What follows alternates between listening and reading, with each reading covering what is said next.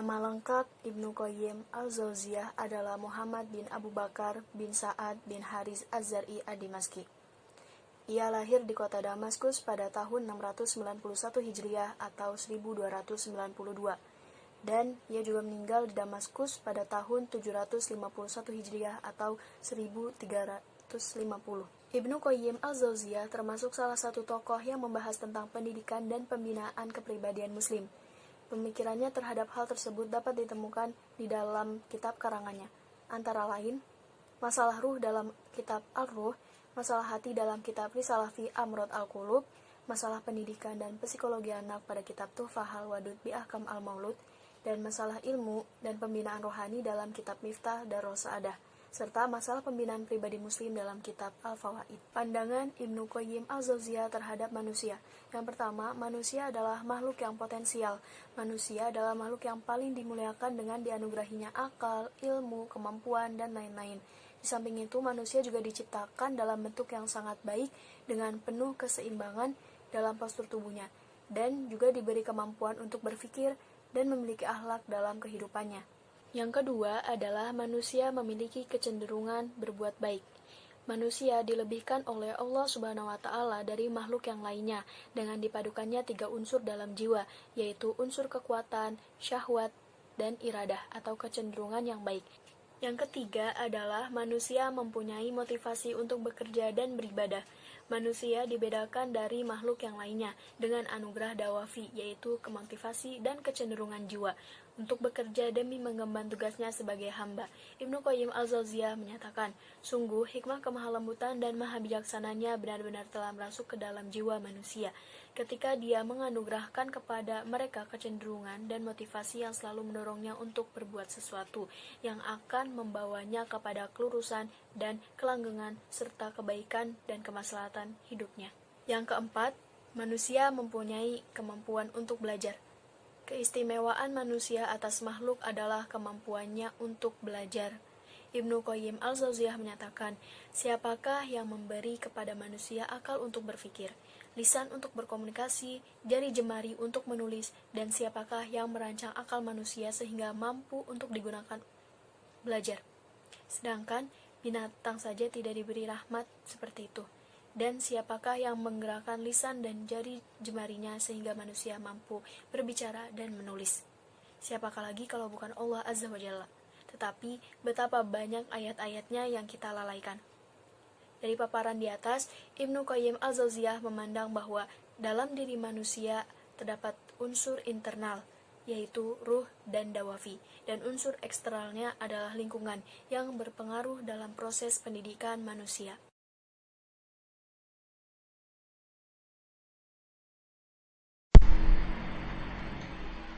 Ibnu Sina mempunyai nama lengkap Abu al-Ali Husain Ibnu Abdullah Ibnu al-Hasan Ibnu al-Ali Ibnu Sina, atau di dunia barat dikenal dengan nama Avicenna. Ia dilahirkan pada bulan Safar di desa Afsana pada tahun 370 Hijriah atau 980 Masehi, sebuah desa di dekat dengan Bukhara yang kini termasuk wilayah Uzbekistan. Pada masa sebuah dinasti Persia di Asia Tengah, ibunya yang bernama Setareh yang berasal dari Bukhara, ayahnya bernama Abdullah. Ia adalah seorang sarjana yang dihormati, berasal dari Baghlan yang kini menjadi wilayah Afghanistan, yaitu sebuah kota penting di masa pemerintahan dinasti Samaniyah. Abdullah sangat berhati-hati dalam mendidik anaknya, Ibnu Sina di Bukhara, yang kemudian ajal menjemputnya pada bulan Juni tahun 1037. Lalu ia dimakamkan di Hamadan, Iran. Dan meskipun umurnya hanya 58 tahun, kontribusi Ibnu Sina bagi perkembangan ilmu pengetahuan termasuk psikologi sangat tak ternilai banyaknya. Dalam sejarah pemikiran filsafat abad pertengahan, sosok Ibnu Sina memperoleh banyak penghargaan yang semakin tinggi hingga masa modern. Ia adalah satu-satunya filosof besar Islam yang telah berhasil membangun sistem filsafat yang lengkap dan terperinci, suatu sistem yang telah mendominasi tradisi filsafat muslim selama beberapa abad. Ibnu Sina menyatakan bahwa kecemasan pada kematian merupakan inti universal dari semua penyakit mental, seperti depresi, fobia, kesedihan, dan sebagainya. Menurutnya, ada 3 jenis penyebab kognitif sehingga seseorang merasa takut pada kematian. Pertama, ketidaktahuan tentang seperti apa rasanya kematian. Kedua, ketidakpastian tentang apa yang terjadi setelah kematian. Ketiga, mengendalikan bahwa jiwa akan lenyap setelah kematian. Pada intinya, tingkat kecemasan tersebut berkaitan erat dengan tingkat pengetahuan seseorang tentang gagasan kematian. Relasi pikiran dengan tubuh. Ibnu Sina mengklasifikasikan keterkaitan antara pikiran dan tubuh menjadi beberapa bagian. Pertama, ia mempercayai pikiran manusia berkedudukan seperti cermin. Pikiran memiliki kemampuan untuk mencerminkan pengetahuan karena setiap manusia dalam tingkatan tertentu menggunakan kecerdasan aktifnya. Dengan banyak berpikir, cermin manusia akan semakin halus dan cerlang, sehingga dapat mengarahkan menuju akuisisi pengetahuan yang benar. Kondisi stres dapat menyebabkan gangguan pada kesehatan serta fungsi tubuh. Ibnu Sina menyimpulkan bahwa pikiran sangat mempengaruhi kesehatan. Pikiran sehat akan menciptakan kondisi fisik yang prima. Sebaliknya, pikiran yang sakit akan mengakibatkan fisik rentan terhadap penyakit. Pemikiran Ibnu Sina ini sangat mirip dengan bukti ilmiah dalam psikologi modern tentang pengaruh stres terhadap sistem kekebalan tubuh. Menurut Ibnu Sina, seseorang harus mampu menguasai dan mengontrol pikirannya agar tidak cemas pada kematian. Melalui cara tersebut, segala macam penyakit mental akan menjauhi dirinya. Ia adalah dokter dunia barat, dan ia seorang filsuf, ilmuwan, dan kehidupannya merupakan perjuangan yang bisa diteladani masyarakat awam. Ia hidup pada periode ketika dunia muslim sedang mengalami perubahan pesat, dan kegelisahan jiwanya tidak dapat memberikan kemerdekaan dan kedamaian yang diperlukan oleh kesibukan pekerjaan intelektual besar seperti yang dia kerjakan. Ia penyusun ensiklopedia terbesar pada abad pertengahan, seorang jenius yang meninggalkan jejak-jejak yang tak ternilai di berbagai cabang ilmu pengetahuan. Karyanya meliputi logika, kedokteran, filsafat, matematika, astronomi, geometri, etika, politik, tafsir, kesusastraan, dan musik. Ia adalah dokter dunia barat, dan ia seorang filsuf, ilmuwan, dan kehidupannya merupakan perjuangan yang bisa diteladani masyarakat awam.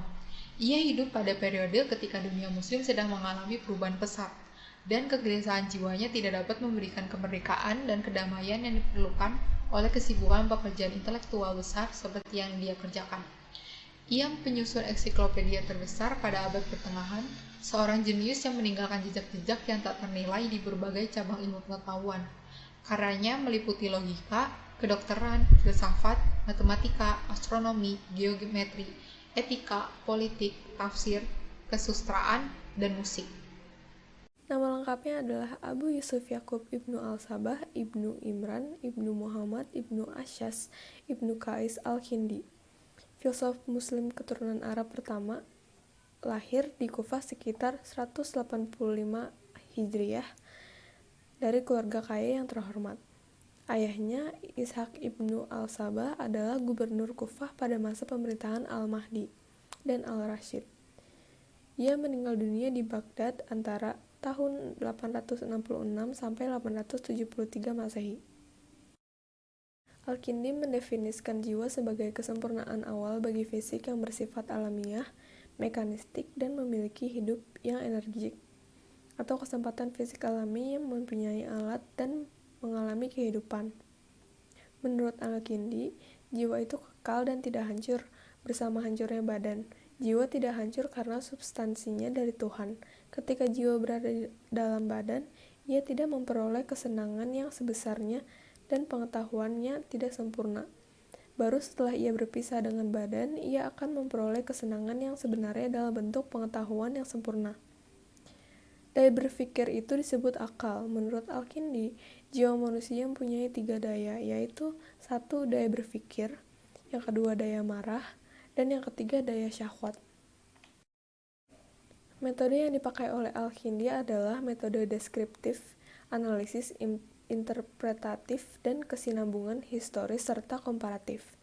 Pada dasarnya, ada beberapa konsep yang ditawarkan oleh Al-Kindi dalam mengkaji ketuhanan, yaitu tentang metafisika wujud, mengenai penciptaan lewat bukti-bukti adanya Tuhan dan sifat-sifat Tuhan, sehingga melalui konsep itu akan diketahui pemikiran ketuhanan secara komprehensif yang digagas oleh Al-Kindi.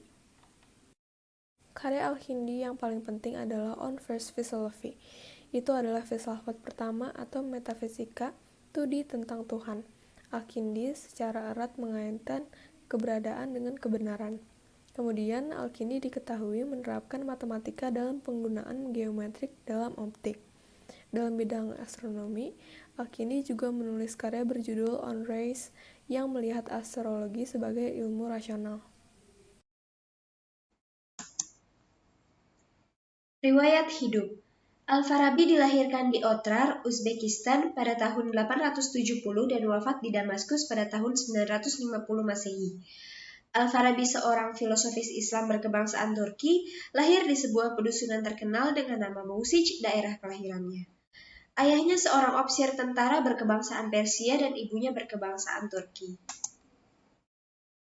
Perjalanan hidup.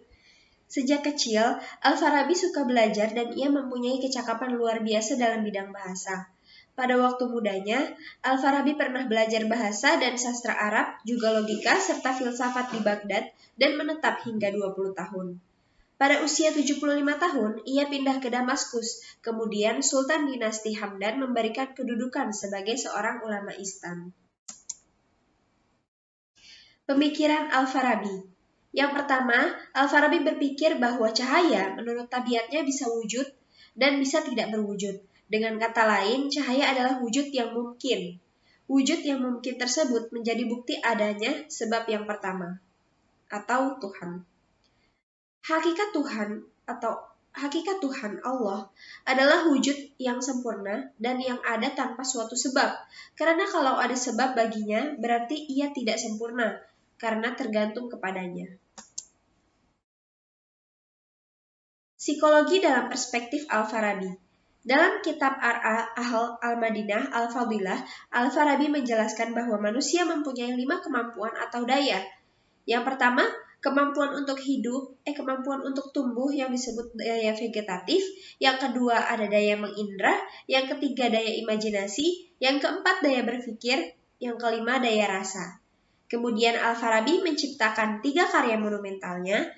Yang pertama mempertemukan Plato dan Aristoteles, yang ketiga membangun kota ideal, yang ketiga kitab musika.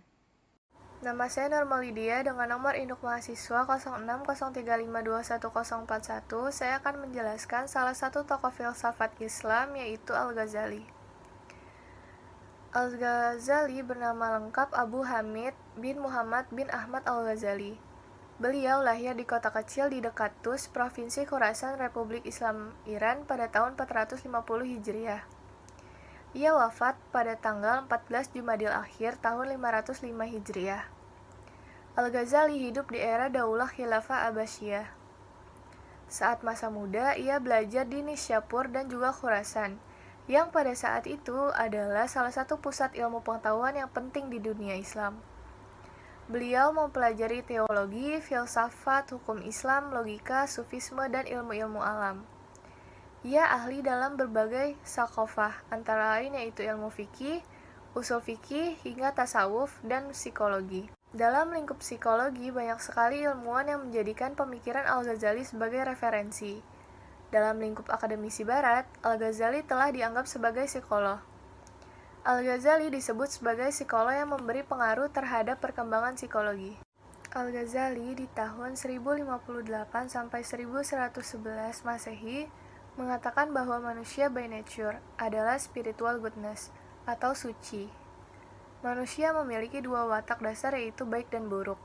Penentu baik atau buruknya manusia adalah keadaan spiritualnya. Beliau memandang disposisi manusia sebagai sesuatu yang suci, kosong, dan murni. Dalam bahasa Arab disebut fitrah. Ia membagi penyakit manusia dalam 2 kategori, yaitu penyakit fisik dan penyakit spiritual. Menurut pandangannya, penyakit spiritual lebih berbahaya daripada penyakit fisik karena mengakibatkan kebodohan dan deviasi dari Tuhan. Semacam penyakit iri hati, takabur, sombong, ujub, munafik, berlebihan dalam suatu hal, dengki, dan sebagainya. Metode terapi yang digunakan Al-Ghazali untuk penyakit spiritual adalah metode berlawanan atau opposite. Contohnya yaitu menyembuhkan benci dengan cinta, menyembuhkan kebodohan dengan belajar. Metode tersebut bersifat aplikatif, diterapkan dengan kemauan kuat serta komitmen dalam menjalankan metode tersebut.